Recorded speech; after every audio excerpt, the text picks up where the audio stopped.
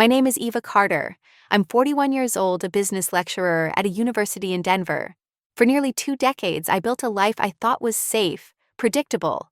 Married to Nathan Carter for 17 years, I wore the title of wife like it meant something unshakable. From the outside, everything looked fine. We were the picture of stability, shared routines, a house in the suburbs, a dog weekend brunches with his parents. We played our roles so well that even I started believing it. But truth doesn't care about appearances. And when it decides to show up, it doesn't knock. It breaks the door down. That night, Nathan was in the shower. I was folding laundry like always. His phone lit up on the nightstand. Ping. I don't know what made me look I wasn't the snooping type. Never had been. But something, maybe exhaustion, maybe intuition, told me to stop. The message read, "Table for 2 confirmed at Lumiere, Friday, 7:30 p.m., window seat, she'll love it." My body went cold. Lumiere was supposed to be our place. We planned to go there for our 10th anniversary, but he canceled, said he had a conference. I believed him. I cooked us dinner that night while he was out, probably with her. I didn't want to open the phone. I swear I didn't. But my hand moved before my mind could stop it.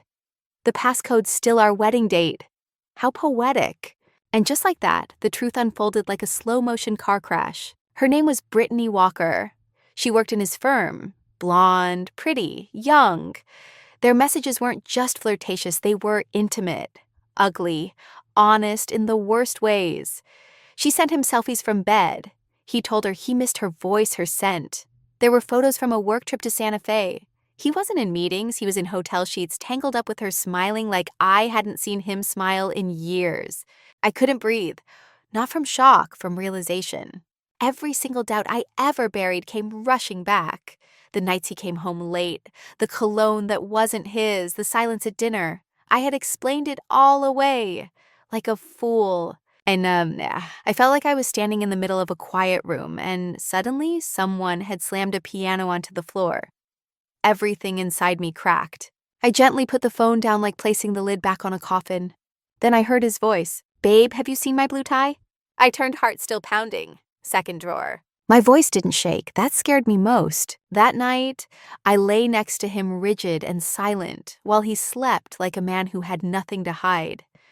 I stared at the ceiling, blinking against the dark, asking myself one impossible question. How do you go from being someone's whole world to someone they lie to, like it's nothing? I didn't cry. I didn't move. I just listened to his breathing and to the sound of something inside me breaking apart. And when it broke, it didn't make me smaller.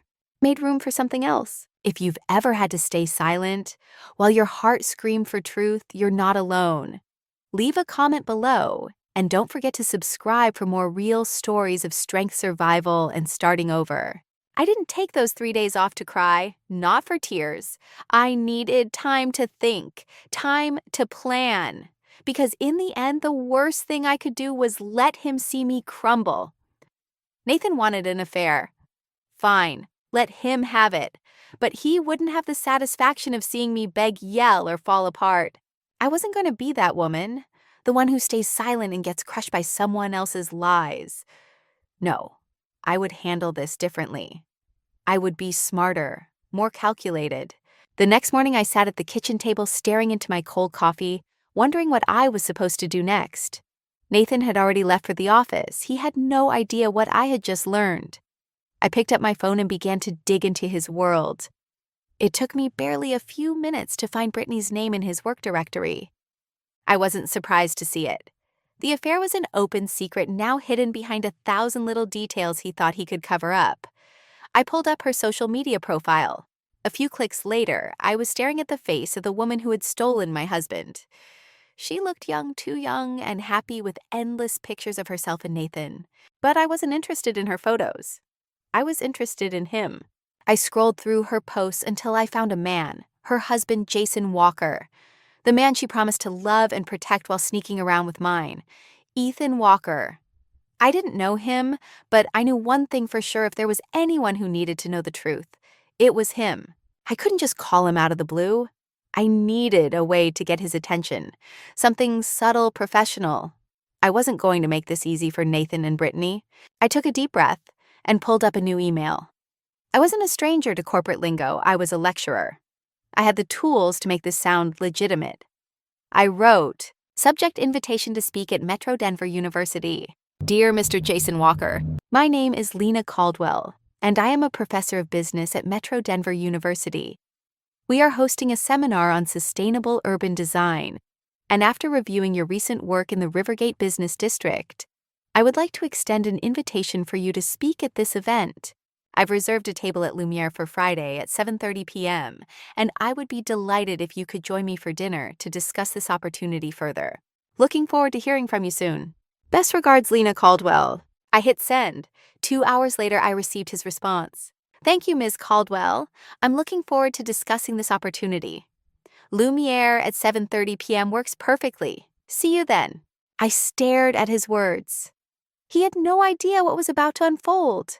Not through anger or confrontation, but through something much more effective, truth. And the truth would unfold in the most subtle way possible. I had made a reservation. At the exact time Nathan and Brittany would be there. A quiet dinner with the man whose wife was sleeping with my husband. They wouldn't even know what hit them. Friday night arrived faster than I expected. I got dressed in a teal silk dress one Nathan had once said was too loud for a dinner. I smiled bitterly at the memory of him dismissing everything about me. And yet here I was, standing in the same dress he had ridiculed. I walked into Lumiere, my heart thumping but steady.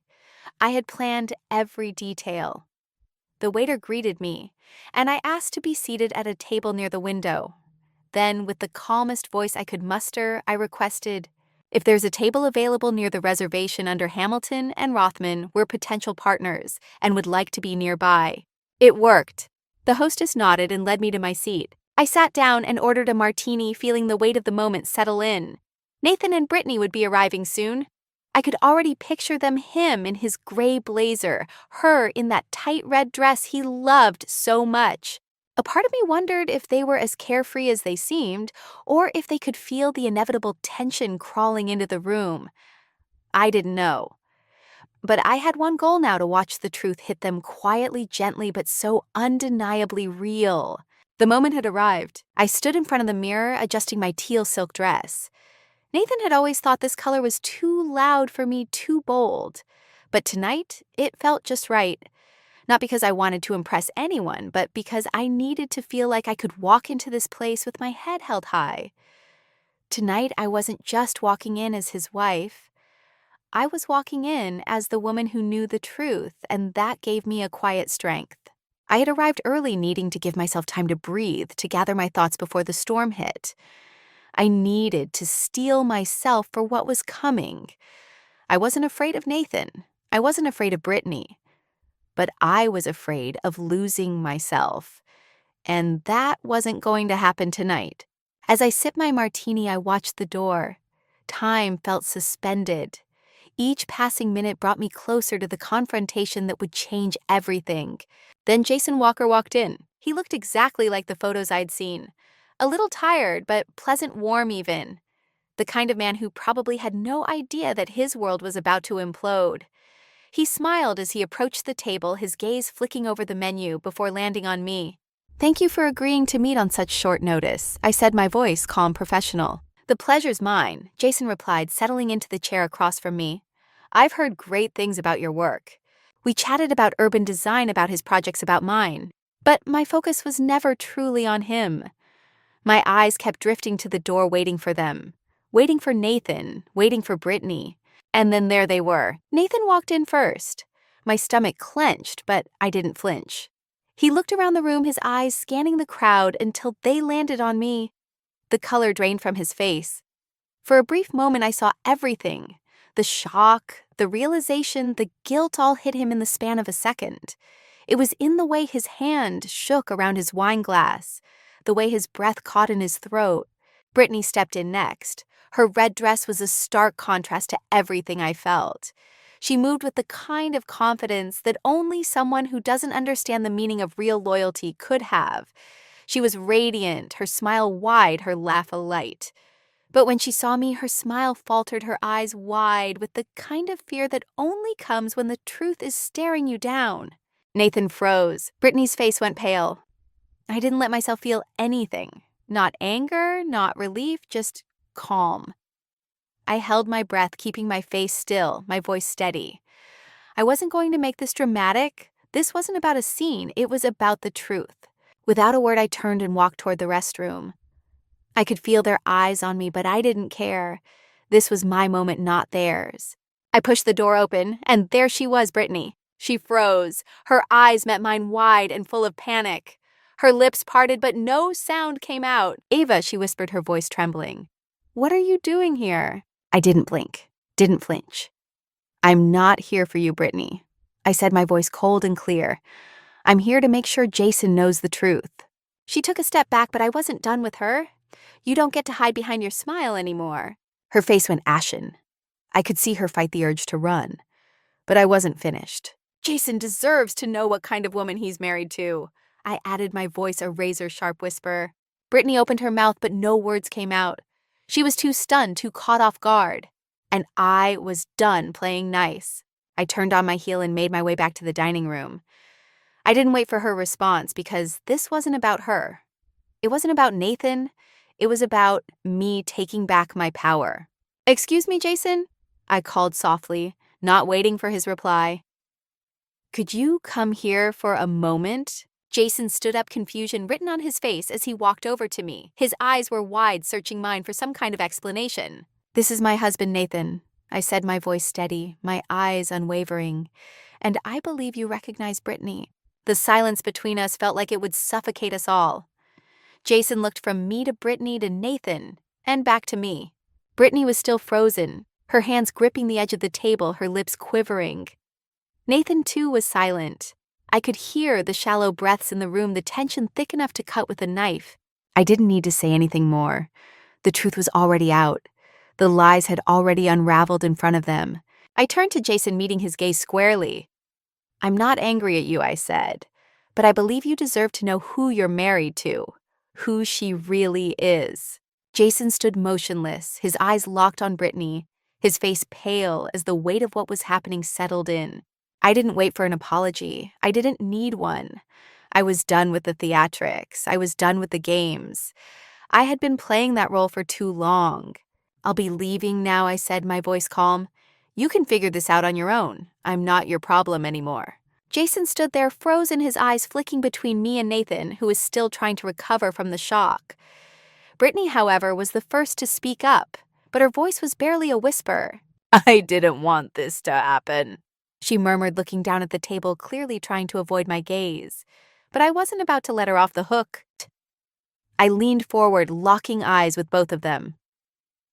"You didn't want this to happen?" I repeated, my voice quiet but firm. "You chose this, Brittany. You made a decision to let my husband into your life knowing full well he was married. You let him in. And you know what?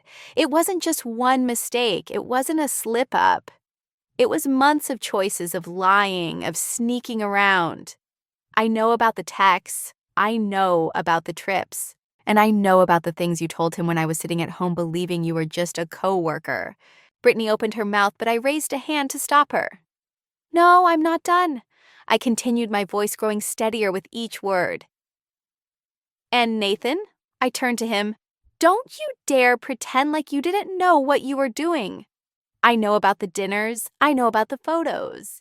You thought I wouldn't find out. You thought this was going to stay a secret." His face flushed, but he stayed silent. He couldn't deny it, not anymore. I had all the proof. The evidence was clear in front of him. And yet, he stood there, the man who had vowed to love me, standing with nothing but shame in his eyes. "Here's the truth," I said, my voice growing more resolute. "This marriage, this life we built together, it's over. And it ended the moment you let someone else into our home, into our lives, and into our bed. I won't stand by while you pretend it was just a mistake. This was deliberate. And so are my decisions now." I paused, giving them both a moment to absorb the truth. Jason's face softened, and I could see the hurt in his eyes. Brittany, on the other hand, didn't look up. She was trapped, suffocating in the web of lies they had spun together. But I had no sympathy left for either of them. I stood up, and for the first time that night, I felt a weight lifting off my shoulders. "I'm done," I said, cold and final. "This is your mess now, not mine. I'm not here to fix anything anymore. I'm not here to try and make this right. I'm here to walk away." I turned to Jason, and for a moment our eyes met. I could see the pain in them, but there was something else, too. Maybe it was guilt. Maybe it was understanding. But in that moment, I felt sorry for him, even if it was hard to admit. "I'm leaving," I said, my voice clear. "And I'm leaving you two to face the mess you've made. I hope you find your way out of this." With that, I turned on my heels and walked out of the room, leaving Nathan and Brittany to the wreckage of their choices. The fallout came faster than I expected. I had barely gotten back to the hotel room across the street from Lumiere when the first text from Nathan lit up my phone. Then another. Then another. By the time I took off my earrings, my lock screen was full of his name. I didn't open any of them. The next morning, I woke to a dozen missed calls. One voicemail, I didn't listen. By the afternoon, flowers arrived. A bouquet of white lilies, the same kind from our wedding. No note, but I didn't need one. I had stopped believing in gestures, especially from men who knew how to curate appearances, but never had the courage to be honest when it mattered. That evening, Nathan sent an email. 4 pages. Apologies, explanations, promises. Every paragraph began with how sorry he was, how he never meant for this to happen, how he had felt lost, distant, neglected, how Brittany had filled a space I had left empty, the usual coward's logic. And, of course, the final line.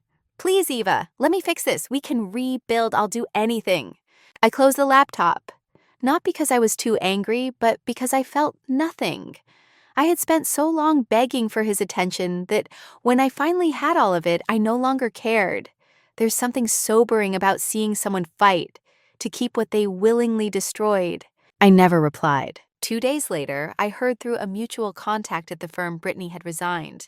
The affair had leaked, no one knew who told, but speculation spread like wildfire. HR was overwhelmed with complaints about ethics, and Brittany couldn't take the pressure. She packed up her desk and moved back to Santa Barbara, disappeared without a word. Nathan didn't just lose her. He started losing everything. That weekend, I sat on the back porch of my sister's house watching dusk settle over the trees. My hands were wrapped around a mug of tea, but my mind was busy making calls. To Nathan's mother, his childhood best friend Daniel, his boss, his former mentor. No rage, no slander, just facts, plain truth. I thought you should hear it from me, not through rumors. Nathan was unfaithful for nearly a year. He hid it behind business trips and client meetings. I found the proof myself. I didn't embellish. I didn't need to. Some were silent. Some cried. A few, like his college friend Jenna, admitted they weren't even surprised. By the end of the week, Nathan had withdrawn from the firm's board of directors. Personal reasons, the official statement read. But everyone in that circle knew. The man who once curated the perfect image was now a cautionary tale. And me? I felt lighter. Not joyful, not victorious, just free. I had spent years protecting him, covering for his coldness, making excuses for his absence, smiling through events while pretending I didn't see the truth unraveling in real time. And now I was done. If you've ever carried someone else's shame on your back, you know the quiet kind of peace that comes when you finally set it down. I didn't out him out of revenge. I told the truth to reclaim my voice, and maybe you've been there too. If you have, or if this story resonates with you in any way, leave a comment below. You're not alone. We get stronger when we stop protecting people who never protected us. And if you believe stories like this matter, that they deserve to be heard, please like this video. It tells the algorithm what we already know. Truth deserves space, and those who rise from it even more so. Healing doesn't happen in a single moment. It happens slowly, like light returning to a room that had been dark for too long.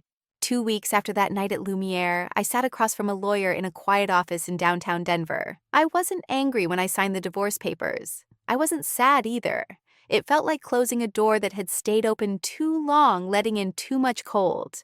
Nathan didn't contest it. Maybe he knew there was nothing left to salvage, or maybe he just didn't have the strength to fight anymore. Either way, it was done. I moved into a small apartment on the east side of the city. It was nothing like the house Nathan and I had shared, smaller, older, a little creaky, but it was mine. I painted the walls warm colors. I bought mismatched furniture from thrift stores. I planted herbs in tiny pots by the window. Every corner of that place started to feel like me. Not us, just me. I went back to teaching. My students didn't know what had happened, and I didn't tell them. But something had changed. I felt lighter, more real, as if shedding the weight of pretending had finally made room for the teacher I used to be, the one who loved standing in front of a room and helping others find clarity. On weekends, I took a beginner's photography class. I had no grand plans. I just wanted to see the world differently, frame things through a new lens. The first time I developed a photo that wasn't blurry, I cried. It wasn't the photo itself, it was the proof that I could still learn, still grow, still be someone new.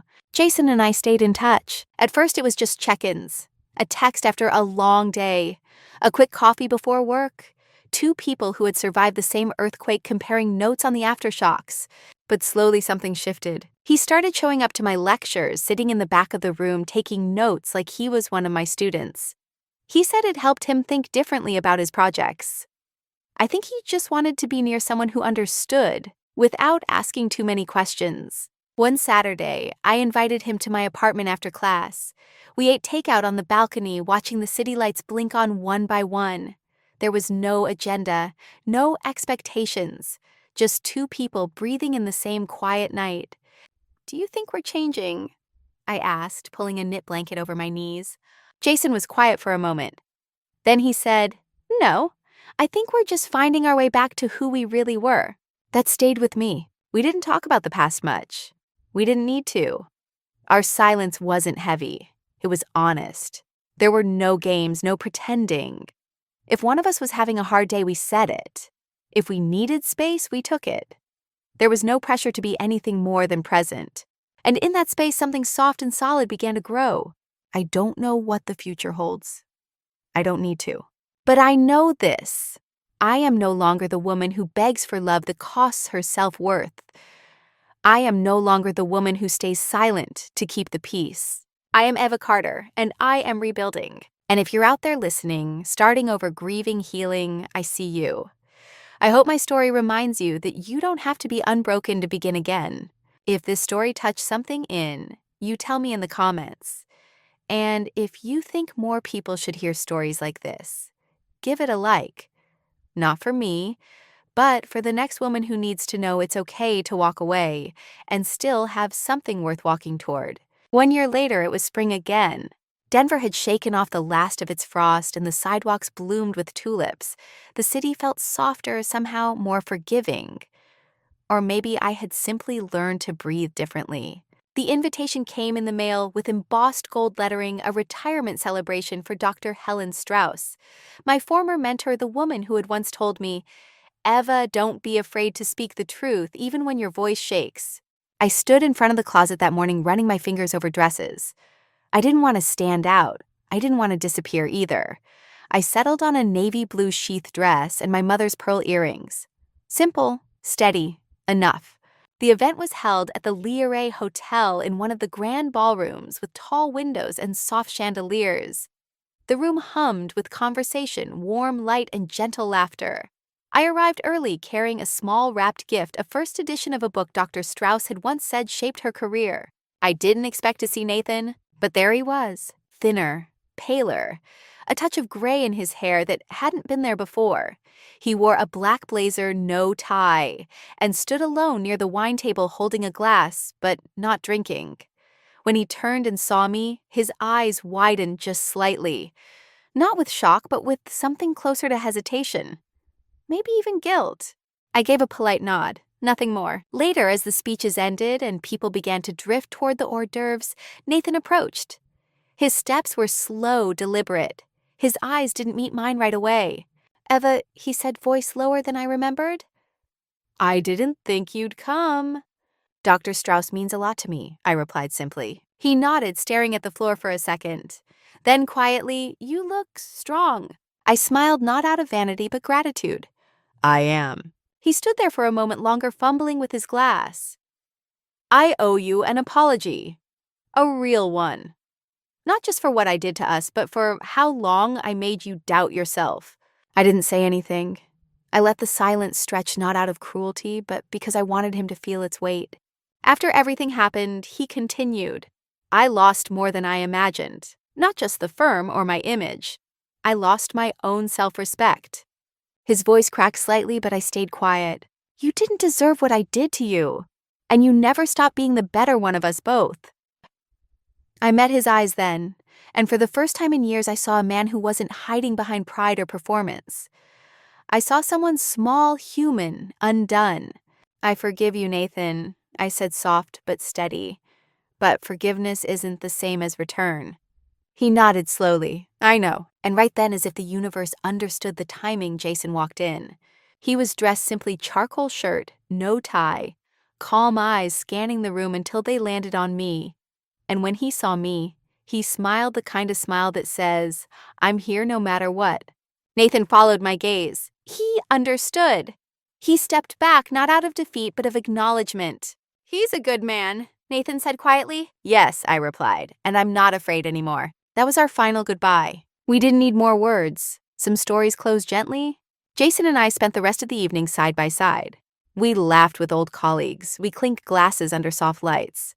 And when we slow danced to an old jazz tune, his hand on the small of my back, I leaned in without fear. I wasn't erasing the past. I was honoring it by stepping forward. If you've ever had to face the person who broke you and walked away stronger, share your story in the comments. There is power in closure, and even more in beginning again. A year ago, I thought betrayal was the end of me. Now I know it was just the beginning. The beginning of a quieter life, one built not on obligation, but on choice. Not on illusion, but truth. Not on fear, but dignity. These days, I wake up in a home that feels like mine. It doesn't echo with arguments or unspoken resentments. It holds only the things I love, the routines I choose, the people I welcome. I water my plants. I brew coffee slowly. I walk through my days with both feet on the ground. And best of all, I don't look over my shoulder anymore. I don't wait for the other shoe to drop or shrink myself to keep someone else comfortable. I speak up. I laugh freely. I say no when I mere no. And yes, only when I truly want to. There was a time I would have done anything to save my marriage, even when I knew it had already left me. But I am not that woman anymore. I am not the woman who sacrifices her self-respect for a ring. I am not the woman who confuses silence with peace. I am not the woman who calls surviving love. I am Eva Carter, and I am finally living. To anyone listening, if you're standing in the ashes of something you thought would last forever, I want you to know you are allowed to rebuild. You're allowed to walk away. You are allowed to protect your dignity, even if it means being misunderstood, even if it means starting from nothing.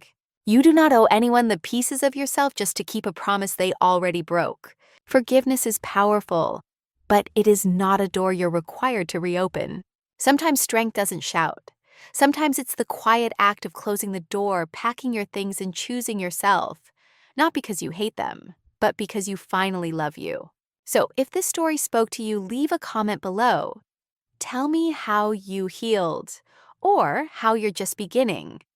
And if you believe stories like this can help someone else, give it a like. Not for me, but for the next person who needs permission to walk away. Because the truth is, walking away isn't failure. It's the first step toward freedom.